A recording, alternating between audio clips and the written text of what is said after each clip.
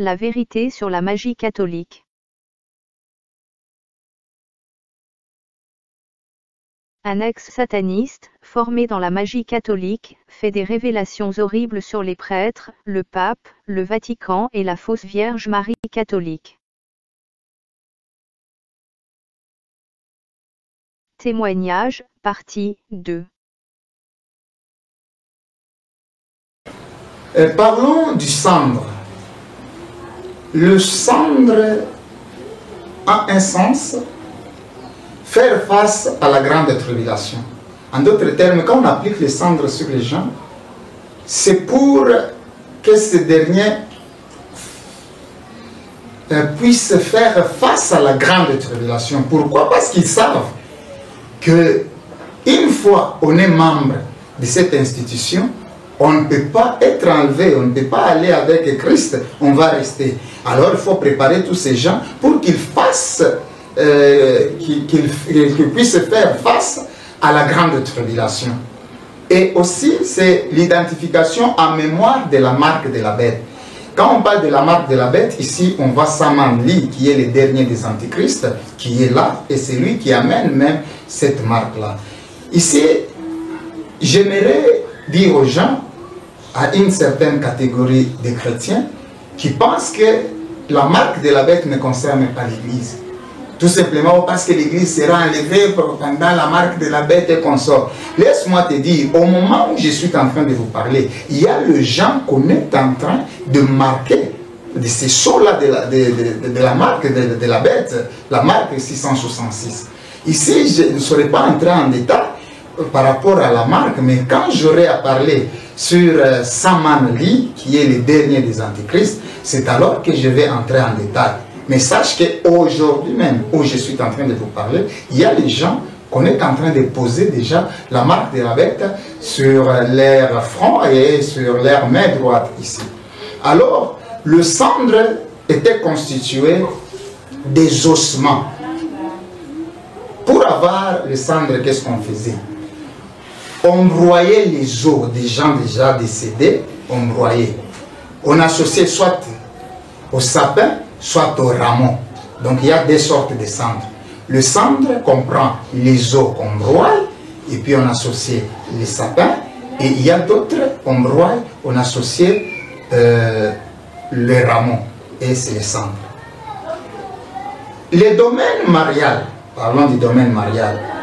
Le domaine marial signifie tout simplement que Dieu emploie sa présence pour mener à bien port ses desseins. C'est ça le sens du domaine marial. Il y a ce qu'on appelle la fumée d'olive, qui veut dire c'est par la grâce que vous êtes sauvés. Bien-aimés dans le Seigneur, ici, j'aimerais bien souligner, ce n'est pas seulement par la grâce que nous sommes sauvés. Nous sommes sauvés par la grâce au moyen de la foi. Et la Bible nous dit la foi sans œuvre, c'est une foi morte. Donc à la grâce, il faut associer la foi et il faut associer les bonnes œuvres. Mais ici, la fumée d'olive limite aux gens tout simplement que non, c'est par la grâce que vous êtes sauvés. Et c'est pour cela que vous verrez que quelqu'un dans la fornication, il demeure, il est dans l'ivrognerie et comme ça, il demeure tout simplement parce que non, la grâce est là. Parlons du chemin de la croix.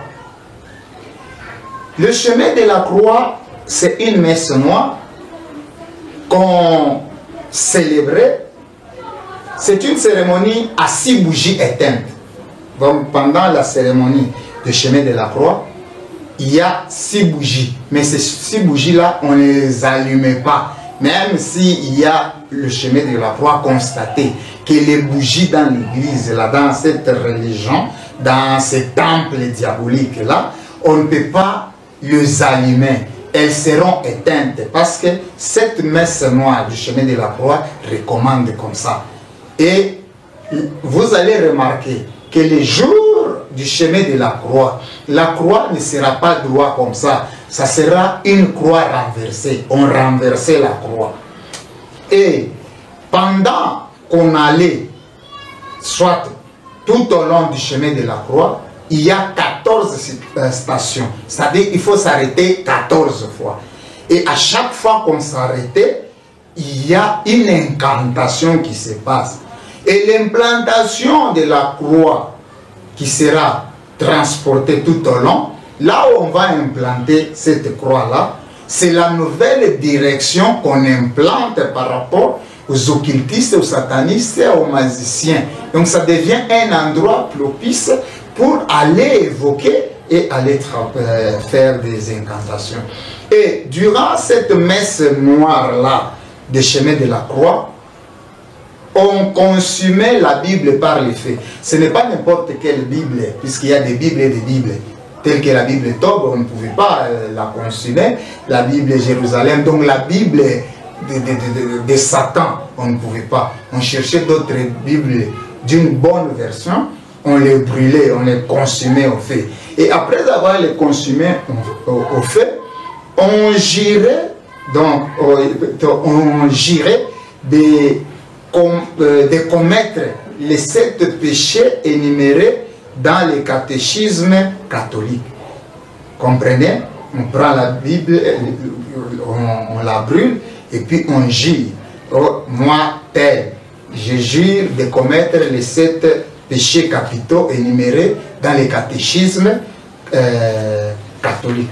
Et c'est comme ça qu'on faisait quand on faisait le chemin de la croix. Ici, je vais parler de quelques dates avant de poursuivre. J'ai bien dit que la religion catholique a commencé en l'an 300 après Jésus-Christ. Arrivé en 593, on introduit les notions de purgatoire. C'est-à-dire quand quelqu'un meurt, il ira au purgatoire, et là au purgatoire, il va passer 40 jours, et après ces 40 jours, il ira au ciel. Laissez-moi vous dire que cette notion a été introduite par Grégoire le Grand Premier, celui que je vous ai dit qu'il était évêque de 590 à 604. C'est celui-là qui a introduit la notion du purgatoire. Et réellement, le purgatoire existe, mais dans le monde astral, car je suis allé au purgatoire. Et la fois passée, on a parlé du purgatoire et de ses réalités.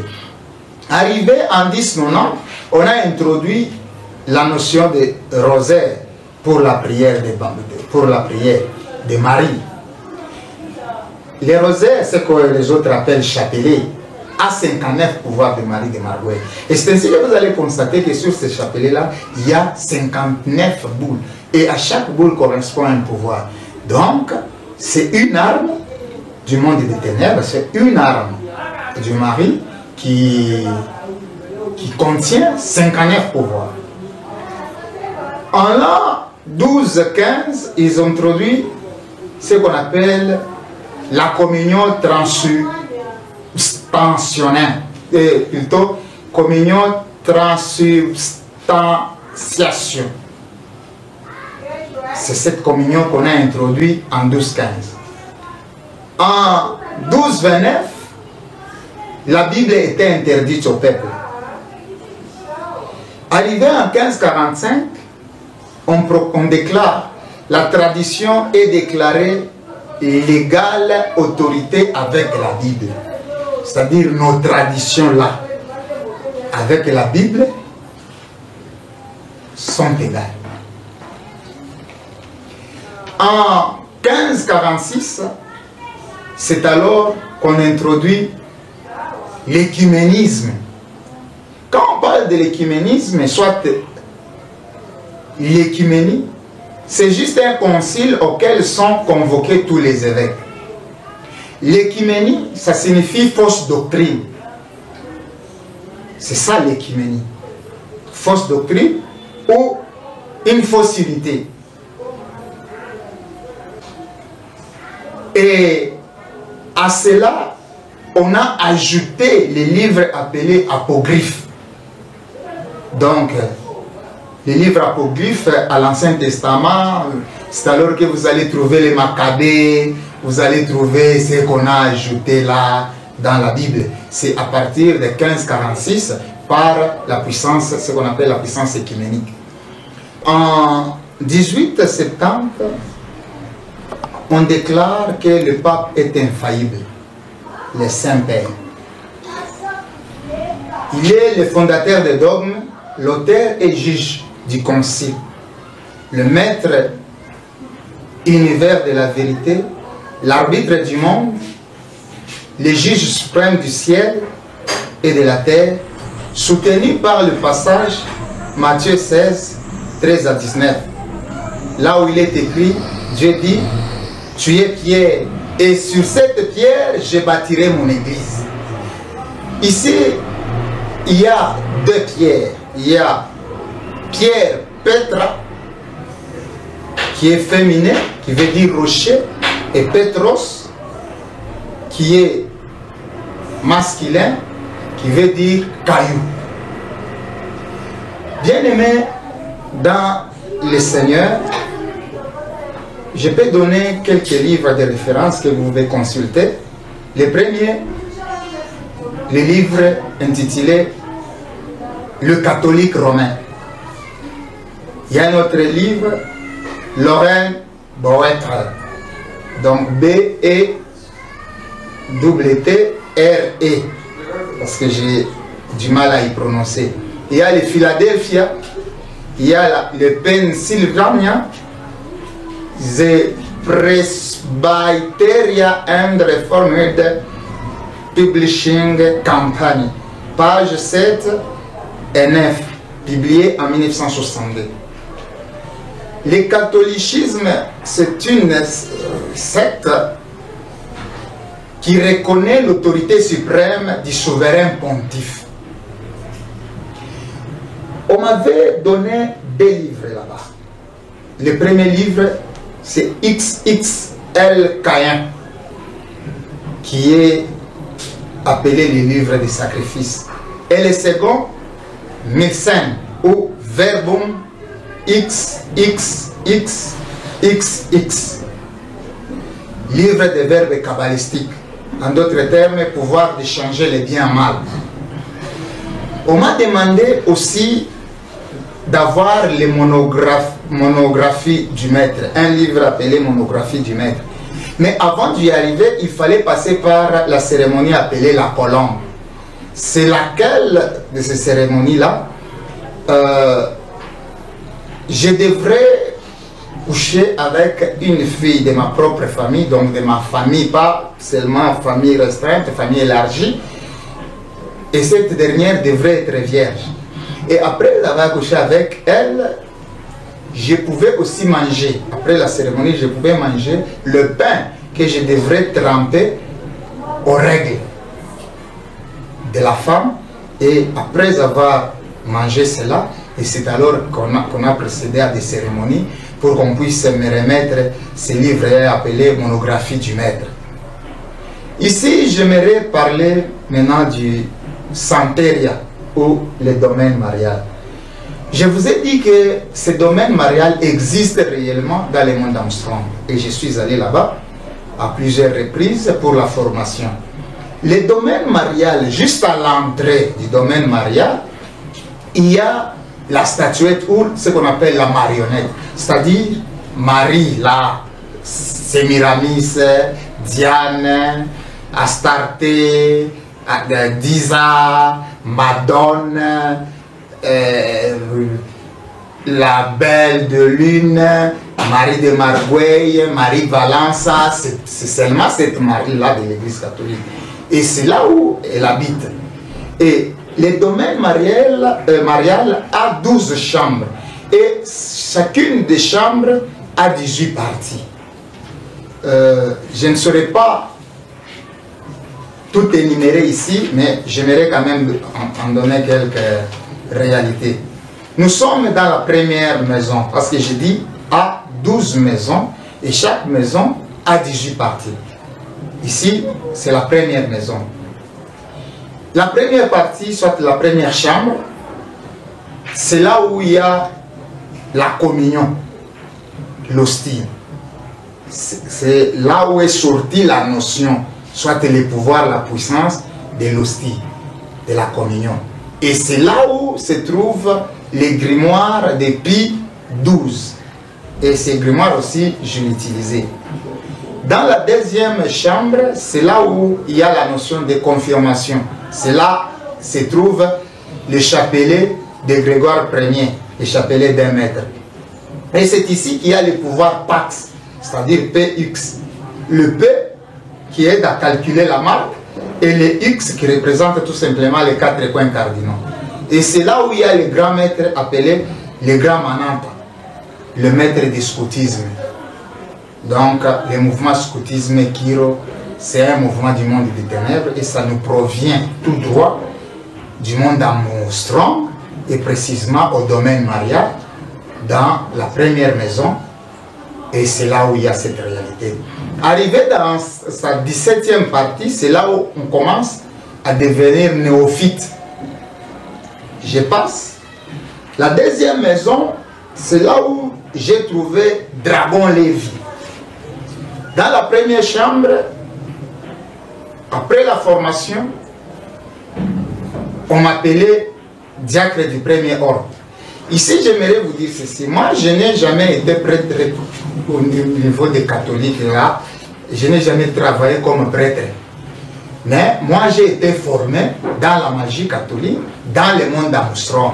Et ce titre ici m'accompagnait jusqu'à ce que j'ai atteint le niveau du représentant au 4e degré mystère de l'air. La deuxième maison, juste la première partie ou chambre, ce sont des diacres du premier ordre. Deuxième chambre, c'est là où il y a les messes de prémices. Troisième chambre, c'est là où j'ai trouvé la communion de 3 mm. Et pour avoir ce pouvoir de célébrer la messe avec cette communion de 3 mm, il faudrait passer par l'exercice de 15 messes. Et après avoir s'exercé, c'est alors qu'on obtient le pouvoir appelé Ibada. Et ce pouvoir Ibada-là, c'est une code d'ouverture du monde des ténèbres. Arrivé à la 4e partie, c'est là où on appelle abbé de 2e ordre. En d'autres termes, les abbés charismatiques. C'est là où il y a les pouvoirs charismatiques. Puisqu'aujourd'hui, il y a une confusion. Les gens disent que les prophètes et les prêtres aujourd'hui sont charismatiques, ils commencent à prier comme les pentecôtistes, comme l'église de réveil. C'est juste quelque chose de blabla, bien aimé dans le Seigneur. Tout simplement parce que dans la deuxième maison qui est dirigée par Dragon Lévi, au niveau de la 4e partie ou 4e chambre, il y a les pouvoirs appelés les pouvoirs charismatiques. Et une fois que tu as ces pouvoirs-là, on commence à t'appeler abbé de 2e ordre. Et arrivé à ce niveau-là, automatiquement, on a le pouvoir d'orienter la croix de la rose-croix pendant 18 jours.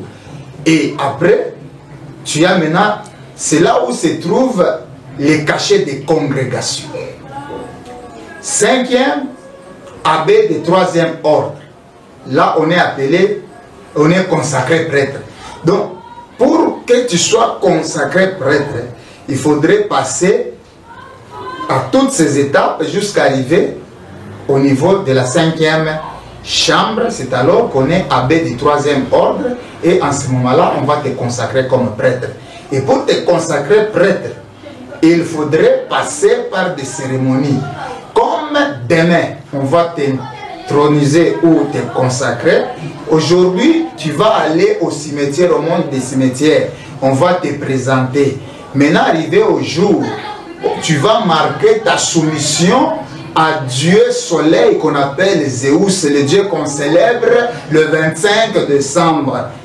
Bien aimé, le 25 décembre, le monde entier célèbre ce Dieu qu'on appelle Zeus, le Dieu Soleil. On ne célèbre jamais la naissance de Christ, c'est une fausseté. C'est pour cela les églises réveillent bien aimés. Il ne faut pas copier tout ça, tout ça. Et bon, parfois on se réjouit pour dire que, soit pas on ne se réjouit pas. Bon, parfois on arrive à minimiser pour dire que non, nous on ne célèbre pas Zeus, mais on est tout simplement en train de se rappeler de la naissance de Christ. Nulle part dans la Bible, les apôtres ont célébré la naissance de Christ. Pourquoi nous? Encore moins de se rappeler. Ce sont cette pratique. Moi, personnellement, les jours de Noël, quand bien même je suis pentecôtiste, quand bien même je suis dans l'église de réveil, je ne pars pas à l'église pour ne pas me compromettre. Et Noël en soi, c'est un mot composé. Il y a no et elle. Donc, et elle. Noël. Ensemble, Noël. Or, le nom, c'est sans. C'est pour cela, il y a d'autres documentaires ou images où on écrit non comment, c'est-à-dire sans commentaire. Maintenant, Noël, elle qui veut dire Dieu, c'est pour ça qu'on appelle elle. El Elyon, El Shaddai. Donc c'est une journée sans Dieu. C'est l'essence de Noël. Toujours dans la deuxième maison, arrivé à la 16e partie, c'est là où il y a les jésuites. Et une fois arrivé au niveau de là, on est aussi membre des Illuminati, ou encore moins, on est franc-maçon, ce qu'on appelle l'établier bleu. Une fois arrivé à cela, je vais aller un peu rapidement pour ne pas s'étaler toujours à ça. Arrivé au niveau de la 3e maison, j'ai trouvé Xemaya. C'est une déesse, appelée déesse des mers et de la fertilité. C'est là que j'ai trouvé le grimoire appelé grimoire de Sainte Ruth. En d'autres termes, grimoire de Josaphat. 18e chambre, c'est là où il y a la puissance de Charlemagne, ou Charlemagne, le défenseur des magiciens. C'est là où il y a la pierre de la tombe de Jésus et les ossements des saints. C'est là où on a introduit, à partir du 18e chambre, de la 3e maison. Parle maintenant de la 4e maison. Là, on devient grand prêtre. En d'autres termes, quand on est grand prêtre, c'est alors qu'on doit célébrer la messe des morts. Ce n'est pas n'importe quel prêtre qui célèbre la messe de la mort. Pour célébrer la messe des morts, il faut arriver au point d'atteindre le grade de grand prêtre. Et là-bas, on obtient le pouvoir de nécromancie. En d'autres termes, le pouvoir des esprits des cimetières. Et c'est pour cela, chaque prêtre d'abord, avant de les investir, il faut les présenter dans le monde des cimetières. Et après quoi, pendant les jours, les prêtres doivent s'allonger tout en regardant le soleil pour dire que désormais, je suis soumis au Dieu soleil. C'est ça l'essence de ce que les prêtres font les jours de leur consécration. 5e chambre, on devient évêque. Et parmi les évêques, la première, plutôt 5e maison, on devient évêque. La première chambre, c'est les évêques appelés ordre diocésain. Quand on est évêque d'ordre diocésain, on peut se marier. Et c'est autorisé de se marier. Mais ils ne se marient pas, peut-être pour les raisons propres ou quoi. Mais ils sont autorisés de se marier. 2e chambre, on est appelé jésuite. Nous allons entrer en détail par rapport aux jésuites quand nous allons progresser davantage. 3e chambre, on est charismatique, c'est-à-dire le pouvoir de la rose-croix. 4e chambre, on devient évêque tutélaire. Je saute. 6e maison, les cardinaux. Pour devenir cardinal, il faut passer par 18 tests. Je ne peux pas étaler les tests ici, puisque ça va nous tuer tout simplement le temps pour rien. 7e maison, c'est là où il y a le pouvoir des jésuites Et là, il y a la statuette appelée Marie-Madeleine. C'est au niveau plutôt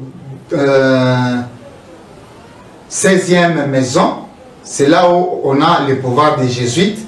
Et la Marie qui est là-bas, ce n'est pas Marie de Marouet, encore moins Marie-Rose, mais ici c'est Marie-Madeleine. Arrivé au niveau du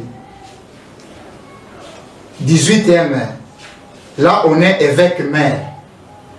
Quand j'étais magicien, l'évêque-maire, c'était Balela. Et quand on est évêque-maire, on a maintenant la clé du sacrifice. Première chambre, évêque-maire. Tel que je viens de le dire, Balela. À mon époque, à l'époque où j'étais magicien. Deuxième, là c'est à Rome, au niveau du Vatican. On devient vice-pape. Là nous sommes dans la 18e maison. Et troisième maison de la 18e, et troisième chambre de la 18e maison, là où il y a le pouvoir appelé Vicarius Phileos. Et je suis allé, après toutes ces histoires ici, j'étais recommandé d'aller dans le château blanc.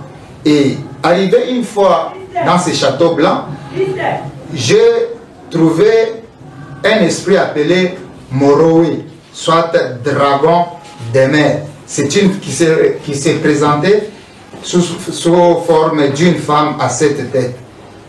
Et ce château blanc se trouve à la 7e montagne de Rome. Tout simplement parce que la ville de Rome est constituée de 7 montagnes. Et nous allons y parler davantage. C'est là où il y a ce qu'on appelle le pacte de l'épée. En d'autres termes, l'arbre de la divinité. C'est sur cela. Nous allons parler du 4e, c'est vous obtenez le pouvoir des cimetières. Là, vous êtes obligé de porter la toge noire, sans casque, sans corde. 5e, la toge noire avec corde. C'est là que j'ai trouvé le cachet triangle des 4 de Bermude. C'est le pouvoir. L'océan Atlantique se croise avec l'océan Indien. Là-bas, il y a ce qu'on appelle le triangle des Bermudes, des 4 de Bermude. Ces pouvoirs, en dessous là, il y a un monde. Et dans ce monde-là, il y a un pouvoir. Et ce cachet-là a un pouvoir. Et pour l'avoir, il faut arriver au point de porter la toge noire avec col. 6, c'est la toge noire avec col et casque. Ici, on a le pouvoir des œufs qu'on peut réciter. Maintenant, les morts, on peut avoir le pouvoir d'aller même dans le séjour des morts une fois arrivé à ce niveau. Et pour y arriver, il faut sacrifier 18 personnes pour aller au séjour des morts. Pourquoi 18? Parce que 18, c'est tout simplement 6 plus 6 plus 6, ce qui fait 666.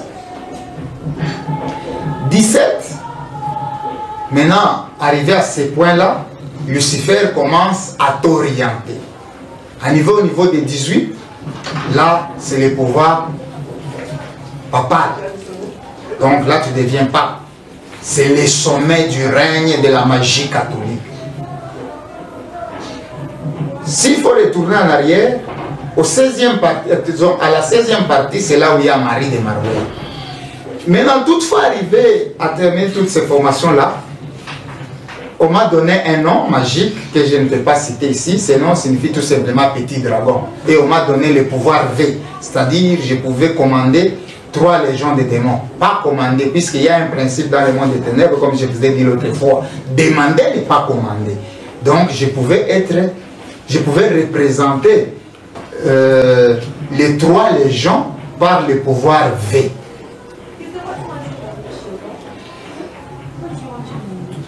Au niveau toujours du monde d'Armstrong, il y a un, j'ai trouvé dans la chambre, là où on donne la forme de temple, selon les degrés de pouvoir, de forme d'altar. Donc on ne peut pas ériger un altar comme ça. Il faudrait que la forme soit donnée par là. Et chaque paroisse peut avoir sa forme par rapport à cela. 3 formes de tabernacle. 4, c'est là où vous allez trouver les statues de Marie. Ici, il y a 3 Maries. Il y a Marie-Madeleine, souvent utilisée dans les messages, parmi le rang de l'occultiste appelé messager du Graal.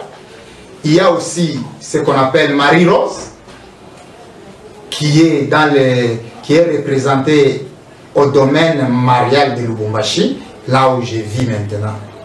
Donc, au domaine marial de Lubumbashi, ce n'est pas Marie-Madeleine, ce n'est pas Marie de Marguerite, c'est Marie-Rose. Et cette Marie-Rose, c'est celle que je vous ai dit, qui a accompagné l'album d'un certain musicien qui est célèbre, Koffi Olomide, pendant qu'il jouait son album Magie à Londres, soit Magie à Londres. 5, on donne les noms des paroisses. Donc on ne peut pas donner les noms des paroisses comme ça. 6, c'est là où il y a les livres, il y a les chapelets de grands, chapelet d'1 mètre. 7, c'est la toge verte. 8, la toge rouge. 9, la toge noire. 10, la toge blanche. 11, la toge violet, soit violette. Et quand on porte la toge violet ou violette, c'est lutter contre les esprits de malédiction. 12, la toge grise, lutter contre la sorcellerie. Et là, on a le pouvoir de filer. Filer comment? Puisque dans mon pays, dans la ville que je me trouve, juste dans la commune de la Kenya, il y a ce qu'on appelle basilique. Mais avant d'arriver au basilique, il y a un filet déjà érigé. Et ce filet-là, une fois si vous passez sans Christ, ta bénédiction peut rester là-bas, ta santé peut rester là-bas, ton mariage peut rester là-bas, tout simplement parce qu'il y a ce filet. Et à chaque fois qu'un chrétien digne de son nom passe, ce filet se casse, ce filet est rompu, et il y a des esprits appropriés qui sont là pour remettre encore les filets, soit pour en coudre encore. Bien-aimés, nous continuons toujours. Nous sommes dans la 16e maison. Et j'ai dit que la 16e maison, c'est Marie de Marwey. Précisément, 11e partie, là où on parlait de la toge violet, c'est-à-dire lutter contre les esprits de malédiction. Arrivé à la 12e partie, il y a la toge grise, lutter contre la sorcellerie, et c'est là qu'on a le pouvoir du filet. C'est ainsi que dans mon pays, juste dans la province que je me retrouve et la ville de Lubumbashi, il y a à la Kenya une église appelée basilique, et avant d'arriver au basilique, il y a un filet érigé. Et au travers de ce filet, tout celui qui passe par là laisse soit son étoile, soit sa santé, soit. Et à chaque fois qu'un chrétien, un véritable chrétien qui passe par là, automatiquement les filets se brisent ou se déchirent. Et après son passage, il y a les esprits disposés pour remettre encore les filets en question, en marche. La 13e partie, c'est la toge bleu ciel, qui veut dire tout simplement la purification de l'église. Arrivé au niveau de la 14e partie, là c'est le bleu foncé. Et une fois tu portes la toge la toge bleu foncé, cela signifie tout simplement détenir le pouvoir de Marie de Marguerite au niveau de la première chambre. 15e partie, c'est pouvoir de messe de confirmation. Donc, la personne qui peut célébrer cette messe-là doit arriver au niveau du 6e maison et précisément la 15e partie, soit la 15e chambre de cette maison-là. C'est alors que tu dois détenir le pouvoir de célébrer, soit de faire la messe de confirmation. 16e, c'est le pouvoir de parchemin diabolique. En ce moment-là, il y a cette notion de liquide secrète appelée 16/16. Au niveau de la 17e partie, c'est là où on détient la clé de la 18e chambre. Or, la 18e chambre, avant d'y entrer, soit dans la 18e chambre, c'est juste la chambre des sacrifices.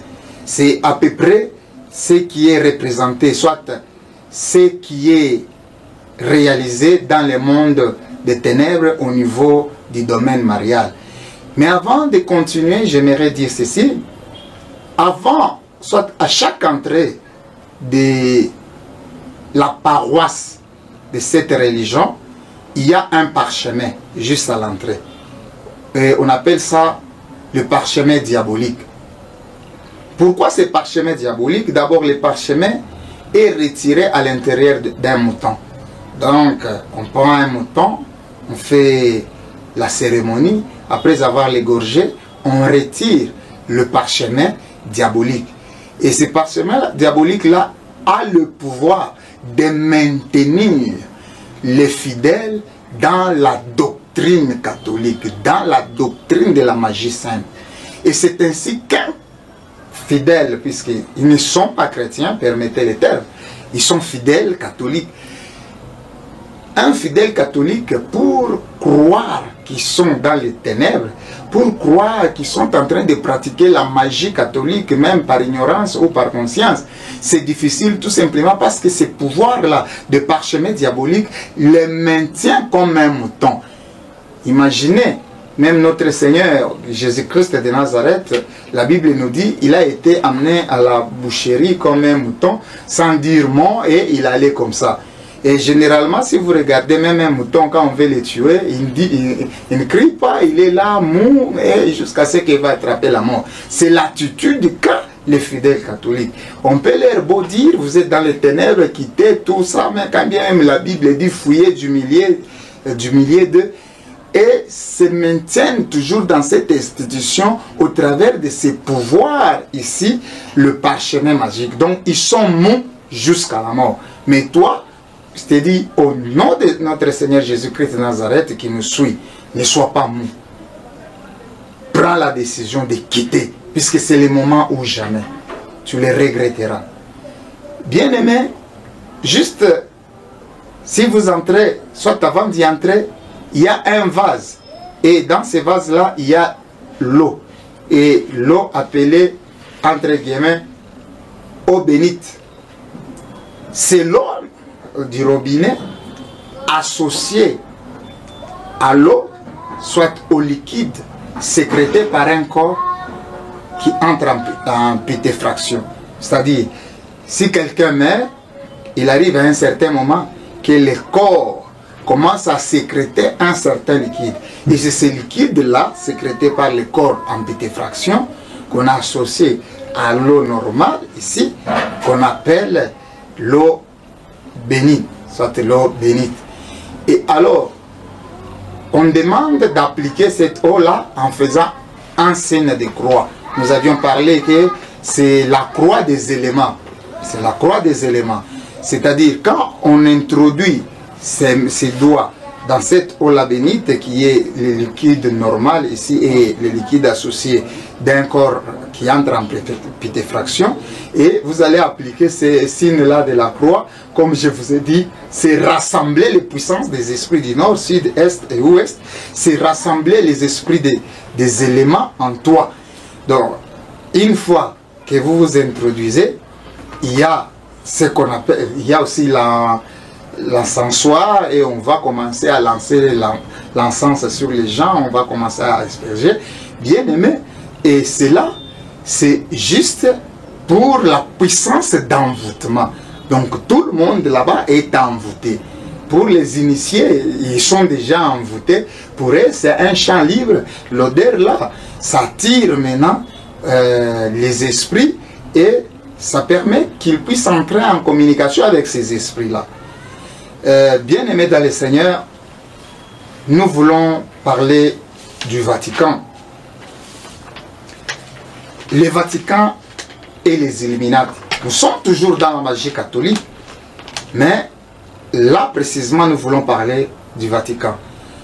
On a donné la liste des pouvoirs et juste après, peut-être demain ou après-demain, dans notre prochaine émission, on aura comment, soit si nous aurons la faisabilité de démontrer quelques pratiques de liste des pouvoirs que j'avais par rapport à la magie catholique avant d'entamer la magie indienne et peut-être clôturer par la conversion, pas clôturer. Donc pour cette première partie, puisqu'il faudrait qu'on passe par la conversion, s'il y aura la suite, nous allons encore revenir à cette émission pour continuer davantage à entrer maintenant dans les détails des pratiques. Maintenant, cette fois-ci, c'est pour poser d'abord le fondement. Le Vatican et les Illuminati. Ici, le Vatican. Le Vatican est unique car l'Église catholique universelle est la seule organisation au monde dont le quartier général est un État indépendant. C'est-à-dire que le Vatican, c'est un État dans un État. Le Vatican. Et puis cet État est indépendant. Le Vatican a 11 000 salles et chambres. Le Vatican est représenté par un drapeau jaune-blanc. Jaune qui veut dire ange, c'est-à-dire les mystères de l'air. Et blanc qui veut dire le sang, le monde des cimetières. Et c'est pour cela il y a une croix, et cette croix qui représente tout simplement le monde des cimetières, au même moment les 4 points cardinaux. La Grande Babylone, cet État de Vatican-là, c'est cet État de 44 hectares, est plus petit que bien de parcours de golf. Beaucoup de personnes pensent que la religion dirigée par Rome est une institution pacifique, en principe, et positive face aux problèmes sociaux de notre temps. Est-ce pensable qu'une puissance démoniaque soit dangereuse? Soit dangereuse? Beaucoup de gens n'y pensent pas. Beaucoup de gens n'y pensent pas que cette institution-là, catholique, elle est trop dangereuse par rapport aux œuvres sociaux qui sont en train de commettre, de manifester ça et là, de la bonté et consort. Mais en soi, elle reste très dangereuse. Nous devons savoir que le Vatican, avec sa religion secte, c'est une œuvre de Lucifer, Satan lui-même. Comme on a dit au début, à partir, je crois, des séances passées, du fait que cette institution est sortie à partir de la trinité diabolique, donc Nimrod, Marie, qui est Sémiramis, et Tammuz. C'est là où que cette institution est sortie. À cause de nombreuses révélations, ici, j'aimerais énumérer certains points pour que vous puissiez comprendre le danger du Vatican et le danger de cette institution catholique, le danger de la magie catholique. À cause de nombreuses révélations que fit Abraham Nicolle sur le Vatican, il fut mis à mort comme il avait prédit, assassiné par les Jésuites. Ce sont les Jésuites qui ont assassiné Abraham Nicolle. ancien président des États-Unis d'Amérique. Les jésuites, c'est un ordre mystique fondé en 1534 par Ignace de Loyola et approuvé en 1540 par Paul III. Les exécuteurs des hérétiques et des rebelles, ce sont les jésuites. Donc ils sont là pour exécuter les hérétiques et des rebelles. Ici les hérétiques, ce sont des protestants, ce sont les non-catholiques et les non-francs-maçons, les non-illuminati et les rebelles. Et ils sont là pour les détruire, pour les tuer. Et la devise catholique, c'est quoi? Je parle ici catholique romaine. Devise des catholiques romaines est tout pour nous et non pour les autres. Donc nous et nos confrères, c'est-à-dire les catholiques et leurs confrères. Et leur devise, c'est: nous devons combattre tous les hérétiques, non chrétiens catholiques romains, aux urnes. Donc, là où nous allons, pour être soit président de la République, soit député, soit sénateur, soit gouverneur, il faudrait que les catholiques puissent prendre les monopoles. C'est ça leur devise. Le Saint-Père, qui est le pape, le patron du Vatican, demande que les fonctions publiques soient immédiatement occupées à 100% par les catholiques romains. Le dernier empire de Daniel et l'animal de l'Apocalypse 13, qui est les catholiques, prenez garde cependant de n'éveiller aucun soupçon quand vous donnerez secrètement plus d'emplois gouvernementaux aux catholiques romains qu'aux protestants, qu'aux juifs et autres hérétiques. Là, c'est leur devise. C'est ici l'impérialisme du Vatican au monde, la bête ivre du sang, qui est énumérée en Apocalypse 16-15. Des millions de personnes ont été massacrées par le Vatican, comme l'annonce le Seigneur. L'histoire en porte témoignage. Apocalypse 18, verset 24. Le président Kennedy des États-Unis a été assassiné par les jésuites, donc le Vatican. La Seconde Guerre mondiale, avec son cortège de plus de 30 millions, dont 6 millions de Juifs, c'était la mission du Vatican pour conquérir le monde. Au travers de leurs fidèles ou membres, Hitler, Adolphe, Mussolini et Franco, membres de cette secte. Le Vatican patronne aussi tous les principaux groupes terroristes du monde. C'est ainsi que la Bible, si nous lisons en Apocalypse 17, 6, la parole de Dieu nous dit ceci: et j'ai vu cette femme, c'est-à-dire le Vatican, ivre du sang des saints et du sang des témoins de Jésus. Et en la voyant, je fus saisi d'un grand étonnement. Ils, c'est-à-dire le gouvernement mondial, ont un même dessein et ils donnent leur puissance et leur autorité à la bête, c'est-à-dire au Vatican, au pape. Les gouvernements mondiaux unis, les agences gouvernementales fédérales, d'État municipal et social dirigées par Satan donnent ses pouvoirs à l'Antichrist en exécution de ses ordres. Apocalypse 17, verset 3. Le Vatican veut se déplacer de Rome à Jérusalem par la présence de Samanli, le dernier des antichrists. Donc là où nous allons, le siège du Vatican va se déplacer de Rome à Jérusalem. Pourquoi? Parce que c'est à Jérusalem qu'il y a la présence de Samanli, qui est le dernier des antichrists. Plusieurs agences gouvernementales, fédérales et départementales sont sous contrôle du Vatican. L'OSHA,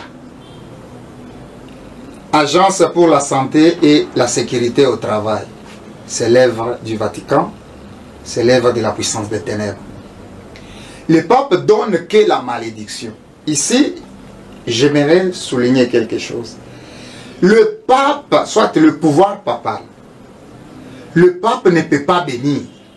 S'il bénit, c'est le contraire. S'il maudit, c'est le contraire. Donc, le pape ne peut pas donner de la bénédiction. Le pape donne que la malédiction. Sauf s'il maudit. En ce sens-là, les grands pouvoirs papal échangent. La malédiction devient la bénédiction et la bénédiction devient la malédiction. Je vais donner quelques exemples et vous allez vous rendre compte que c'est une vérité vérifiable du pouvoir papal. 1. Le pape bénit l'impératrice Eugénie de France et moins d'un mois plus tard, l'empereur et l'impératrice perdèrent leur couronne et mourirent tous deux en exil. Leur fils unique fut assassiné par des Zoulous en Afrique du Sud, du fait qu'il les a bénis. Un mois après, ils se sont retrouvés en exil et ils ont perdu leur couronne. Et leur fils unique fut assassiné en Afrique du Sud par les Zoulous, du fait qu'il a béni. En d'autres termes, il les a maudits. 2. La princesse héritière du Brésil fut bénie par le pape et le résultat fit que son bébé vint au monde mal formé et qu'elle mourut elle-même en exil. 3. Le pape bénit l'empereur du Mexique, Maximilien. Il fut détrôné et assassiné par son père. 4. Le pape bénit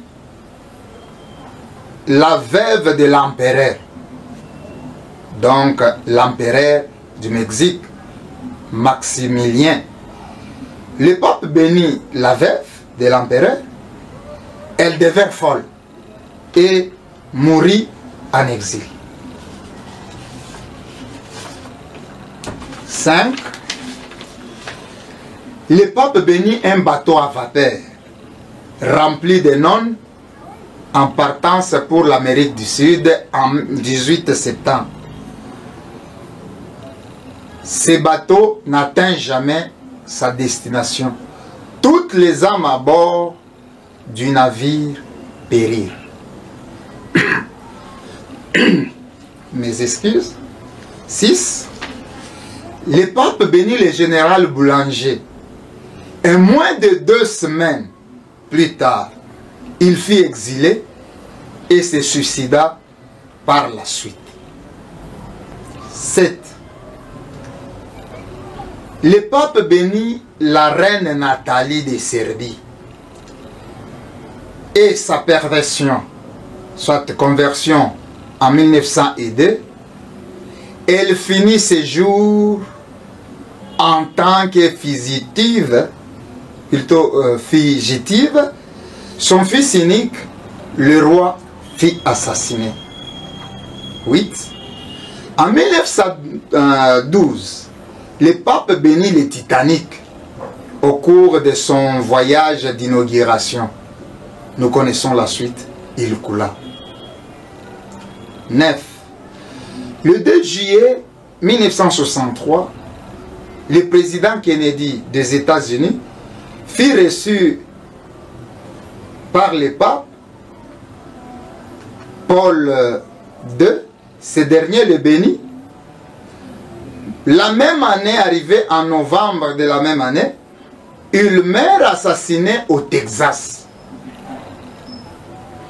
Comprenez bien aimé que par ces 9 exemples types, vous allez remarquer que celui que le pape bénit, en d'autres termes, il est frappé par la malédiction. Nous allons parler de quelques cas, ou 2 ou 3, de ces gens que le pape a maudits. Le pape Pie IX maudit le roi Victor Emmanuel, le libérateur de l'Italie, et le gouvernement italien qui libéra l'Italie. Et l'Italie fit de Rome sa capitale, soit l'Italie a fait que Rome soit la capitale au travers de ces derniers. Le résultat fit que l'Italie finit par conquérir un statut de nation moderne et civilisée et émergent tout le long des temps. Sauf que quand le pape a béni Mussolini et ses troupes, c'est alors que l'Italie a connu des difficultés, des problèmes. Garibaldi fut excommunié par le pape en raison de ses efforts patriotiques, en particulier le réserve du royaume des 2 siècles. Il devient l'héros des Italiens et son nom est encore respecté partout et de nobles monuments furent érigés à son nom parce qu'il a été maudit. En d'autres termes, le pape l'a maudit, a maudit Garibaldi. Ce dernier devient un héros pour les Italiens et on a érigé même des monuments pour lui parce qu'il a été maudit. En d'autres termes, le pouvoir papal l'a béni. Le Vatican et le pape comme la peste et ne pas communiquer ni voir des relations avec Rome. 1 Corinthiens 11, 4, 5 et 16, ces versets peuvent appuyer ce que nous sommes en train de dire. Le pape Jean-Paul II, en 1982, le 15 du 9e mois, il a déclaré ceci: Jérusalem, la cité de l'homme. Et en 1991, Salman Lee est allé à Jérusalem, donc la nouvelle Jérusalem. Son bureau est à l'ancienne Jérusalem. Donc le pape Jean-Paul II, c'est lui qui était le premier à annoncer, à proclamer Salman Lee comme étant le fils de l'homme, comme étant l'antichrist. Et c'est lui qui a même préparé que Salman Lee puisse quitter le Vatican ou Rome pour aller s'installer en Jérusalem. Pour les fidèles, cela est l'œuvre du parchemin magique se trouvant à chaque entrée principale de chaque église catholique, qui fait que quand bien même il y a des réalités, quand bien même ils reconnaissent réellement que ce n'est pas une institution de Dieu, c'est une institution du diable, mais ils ont du mal à quitter. Le culte de dimanche était l'œuvre de Constantin, moyennant le calendrier grégorien. Et nous devons savoir que le Vatican a des sections. Section noire, plutôt les 2 sections, noires derrière le trône du Saint-Siège. C'est-à-dire, là où il y a le trône du pape, derrière, il y a 2 chambres. Et ces chambres-là, on les appelle les chambres noires. Il y a aussi des réalités là-bas, mais nous ne pouvons pas y entrer en détail. Les titres de souverain pontife que le nom a été emprunté des souverains païens qui étaient à la fois les chefs politiques et les chefs religieux de leur royaume, c'est Pontifex Maximus, qui veut dire le pont maximum. C'est là où vient le mot du souverain pontife qu'on a donné au pape. C'est-à-dire, vient du mot Pontifex Maximus, qui veut dire le pont maximum. Et c'est pour cela on dit tout chemin mène à Rome. En d'autres termes, le Vatican ou le souverain pontife, il est le pont maximum pour aller en enfer. En d'autres termes, cette institution, c'est un pont maximum pour aller en enfer. Car c'est le chemin pour l'enfer. Et quand on dit tout chemin mène à Rome, ce n'est pas dire que le chemin qui mène vers chez toi va à Rome. Encore moins, c'est une expression tout simplement. Non, c'est pour dire, tu peux être sorcier, tu peux être occultiste, tu peux être sataniste, tu peux être magicien, tu peux être. Toutes ces branches-là nous conduisent vers le souverain pontife qui est le pape et où à Vatican, soit au Vatican. Le pape est porteur de la marque de la bête. Ici, j'aimerais bien souligner. Je vais prononcer ces mots. D'abord, je vais épeler l'orthographe et puis je vais épeler et nous allons calculer ensemble avec vous et vous allez comprendre que le pape est porteur de la marque de la bête, qui veut dire 666. Je prononce Vicarius Filii Dei. Vicarius, pourquoi? Puisqu'en latin le V est prononcé par ou. C'est pour cela que je prononce Vicarius Filii Dei. Vicarius. V I C A R I V S. Filii. F I L I I. Dei. D E I. Dans Vicarius, il y a V qui est 5, I qui est 1, C qui est 100, I qui est 1, V qui est 5.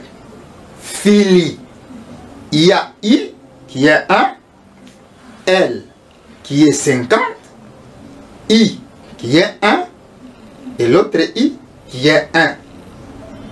Dei, il y a D qui est 500 et I qui est 1. Ensemble, ça donne 666. C'est cette écriture qui est mentionnée sur la ceinture du pape. Donc il porte la marque de la bête 666. Vicarius Filii Dei. On a calculé, calcule même chez toi à la maison et tu dois te rendre compte. S'il est réellement serviteur de Dieu, bien-aimé, comment il peut porter la marque de la bête sur sa ceinture? Et cela signifie tout simplement vicaire fidèle de Dieu. Vicarius Filii Dei. Le Dieu ici, ce n'est pas le Dieu créateur, parce que le Dieu créateur, sa marque à lui, c'est le Saint-Esprit. Sa marque à lui, c'est le sang de Jésus. Sa marque à lui, c'est le nom de Jésus. Ici, c'est la marque du diable. 666. Et c'est lui qui est le porteur. En d'autres termes, il est le vicaire fidèle de Dieu Lucifer, Satan. Le Dieu que les États-Unis portent serment à son nom quand ils disent Vicarius, plutôt in God we trust, c'est-à-dire en Dieu nous croyons. C'est ce Dieu-là, le Dieu-là. Quand un président des États-Unis prend sa main, la pose sur la Bible et prête serment, et après il dit In God we trust. C'est-à-dire en Dieu nous croyons. Les dieux là, c'est les dieux ici, que le pape est vicaire fidèle. Donc, le pape, c'est le représentant du diable en personne sur cette terre. Le diable porte non pas une couronne, mais 3 couronnes. Et ces couronnes-là, ce sont des couronnes en or superposées. En d'autres termes, on appelle ça la triade, plutôt la tiare pontificale. C'est la couronne que porte le pape. C'est une couronne superposée en or, 3 couronnes. La première couronne superposée par une autre, qu'on appelle tiare pontificale. Cette couronne est aussi portée par l'impérateur de la franc-maçon. Donc les sommets, celui qui est au sommet de la franc-maçon porte aussi cela. Bien-aimés dans le Seigneur, avant de clôturer pour aujourd'hui notre seconde émission, nous allons parler un peu sur les Illuminati et nous allons entrer aussi en détail par rapport à d'autres pratiques magiques, par rapport au pouvoir de la magie catholique. Et peut-être après, nous allons continuer par la magie indienne pour finir par la conversion ou ma rencontre avec le Seigneur Jésus-Christ de Nazareth. Et nous allons nous arrêter par là. Et s'il y aura encore une autre occasion, une autre opportunité, nous aurons toujours à dire, s'il vous plaît, souffrez, pour que on n'avait pas entré en détail dans la sorcellerie, puisque les besoins ici nous pressent. La prochaine fois, nous parlerons de la sorcellerie en détail. Nous sommes dans le livre des Proverbes, chapitre 14, le verset 12. La Bible dit ceci. Nous lisons la Bible. Nous lisons la parole du Seigneur. La Bible dit: telle voie paraît droite à l'homme, mais son issue, c'est la voie de la mort. Proverbe 14, le verset 12. Je réponds: telle voie paraît droite à un homme, mais son issue, c'est la voie de la mort. Bien-aimés dans le Seigneur, on a parlé de la magie catholique longuement. Les pratiques de cette magie s'en suivront. Les puissances comment j'ai travaillé avec cette magie s'en suivront. Mais aujourd'hui, on a posé les fondements et on a parlé noir sur blanc pour que vous puissiez comprendre combien de fois cette église, cette religion-là est très dangereuse. Imaginez un peu, dans le monde, il y a 1,285 milliard de fidèles catholiques. Et tous ces gens sont à l'attente de la mort. Or, la Bible ici dit, la voie de l'homme peut apparaître droite, soit la voie peut apparaître droite aux yeux de l'homme, mais son issue, c'est la voie de la mort. Pour les fidèles catholiques, pour eux, c'est une voie droite.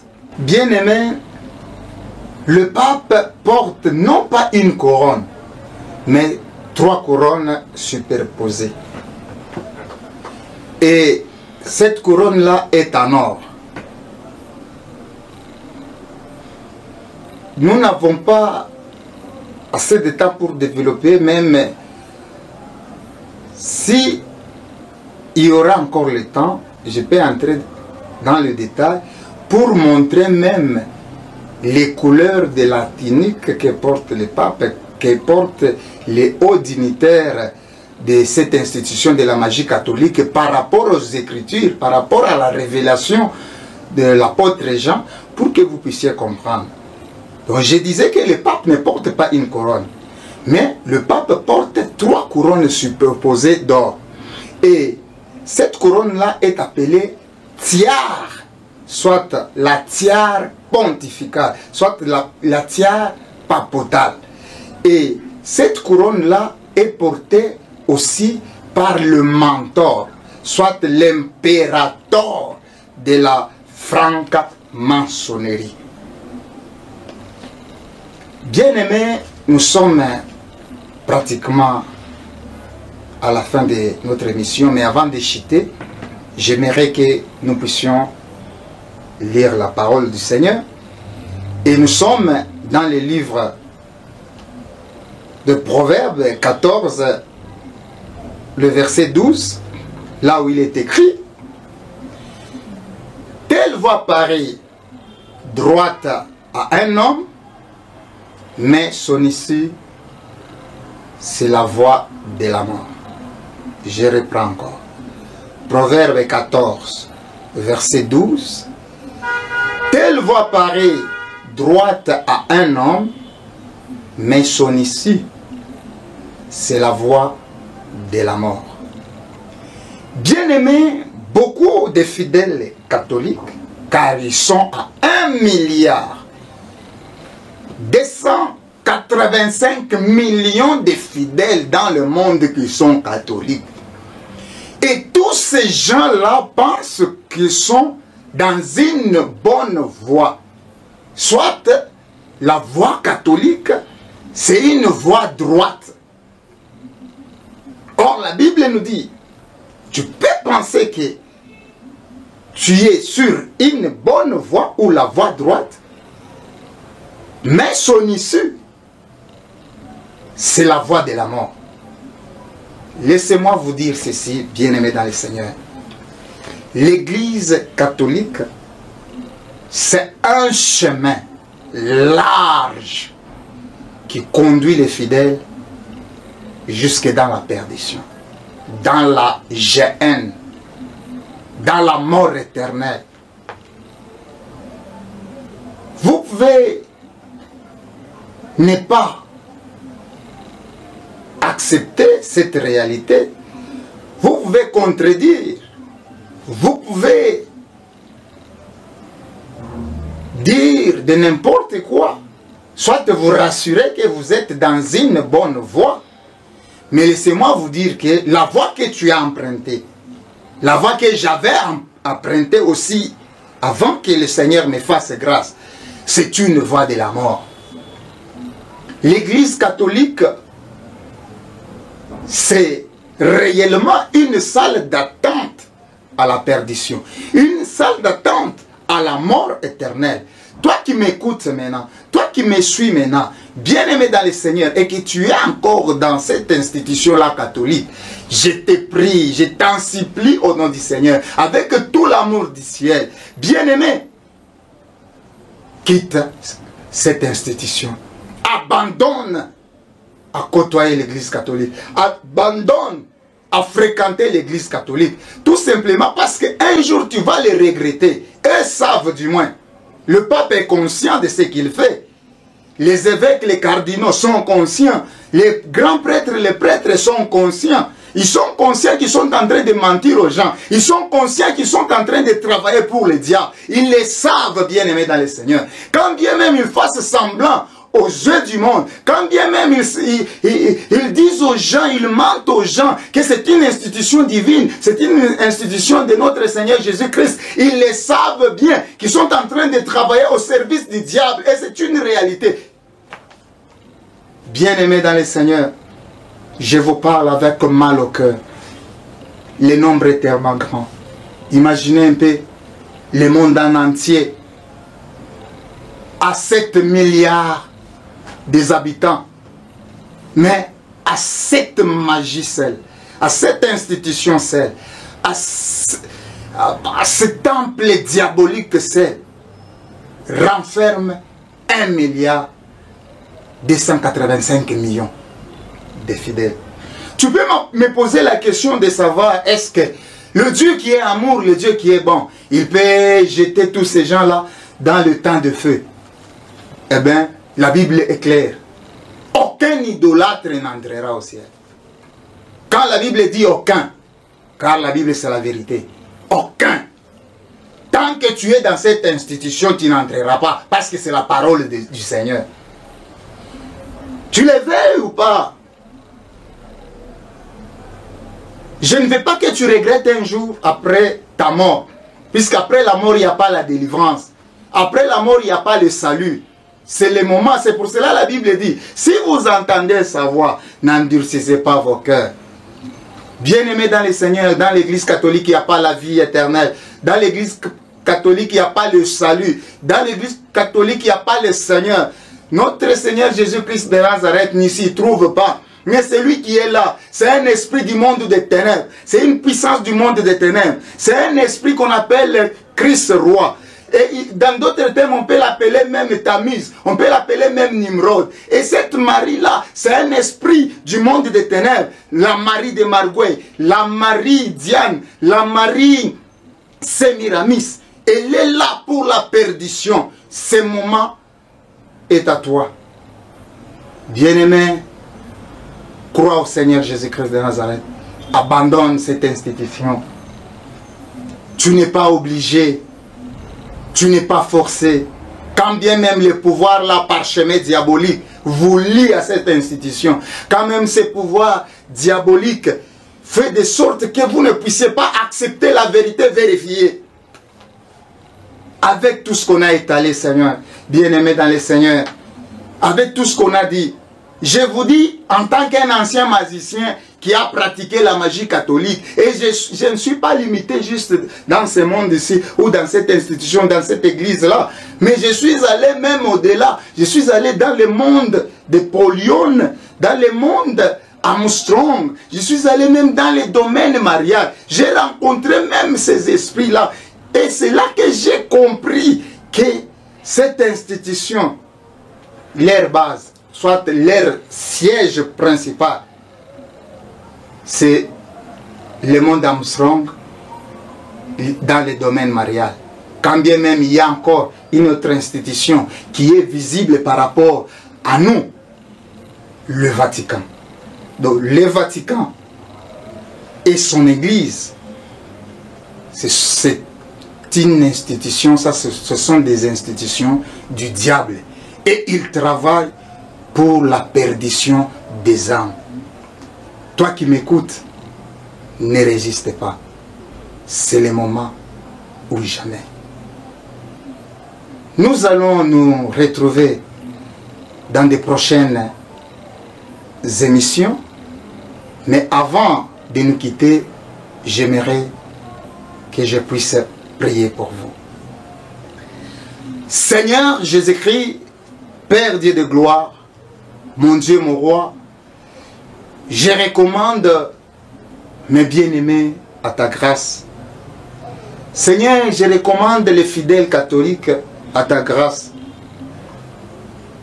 La Bible dit, le vouloir et le faire appartiennent à l'Éternel. Mais en eux, le vouloir. Mais en eux, le faire. Qu'ils puissent se quitter sans se poser des questions. Qu'ils puissent se quitter, Seigneur Jésus-Christ de Nazareth, avec une décision ferme de ne plus y retourner. Oh Père de gloire, ne permets pas que cette âme puisse périr, parce que cette âme a écouté. Ne permets pas, Seigneur Jésus-Christ de Nazareth, que cette âme puisse se perdre, parce que cette âme, à partir de maintenant, cette âme a la vérité, Seigneur. Jésus-Christ de Nazareth, je suis en train de détruire en eux toute puissance de parchemin magique. Je suis en train de détruire en eux toute puissance de pouvoir papal. Je suis en train de détruire en eux.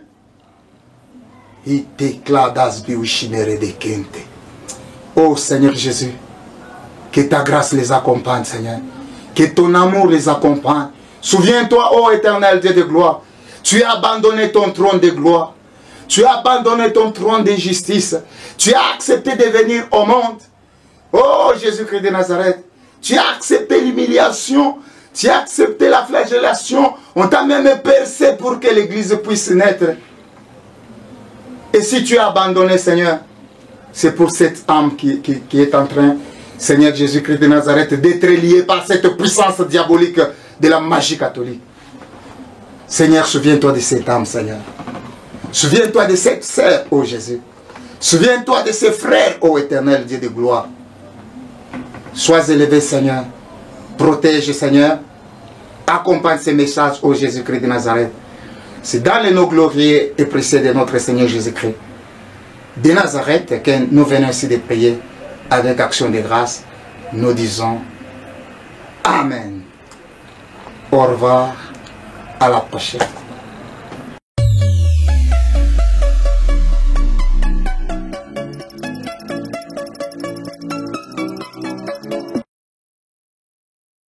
Ouvrons la Bible et lisons.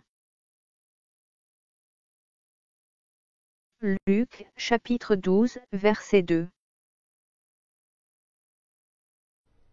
Il n'y a rien de caché, qui ne doive être découvert, ni de secret, qui ne doivent être connus. Ouvrez vos Bibles et prenez le temps de vérifier attentivement dans les Écritures. Comparez les enseignements de votre fausse Église catholique et ceux de la Bible. Que l'Éternel Tout-Puissant ouvre l'intelligence de tous ceux qui veulent vraiment connaître la vérité pour être sauvés. Que les catholiques qui ont des oreilles pour entendre entendent. Que celui qui a des oreilles pour entendre, entende.